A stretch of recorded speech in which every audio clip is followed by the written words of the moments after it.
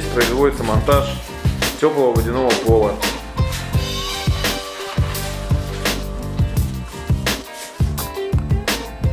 Прокладывается труба и крепится стяжками непосредственно к арматурной сетке.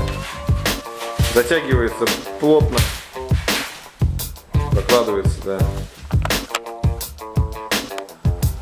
В данном помещении был рассчитан теплый пол с шагом 150 мм между трубами. Труб уложен улиткой, как видно из картинки, для лучшей теплопередачи.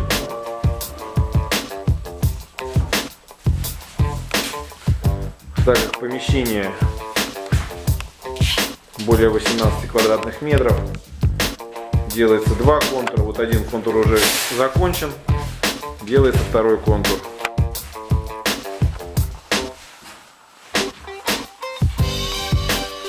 Ведется первая труба, ну и где-то там через часа полтора закончится второй контур.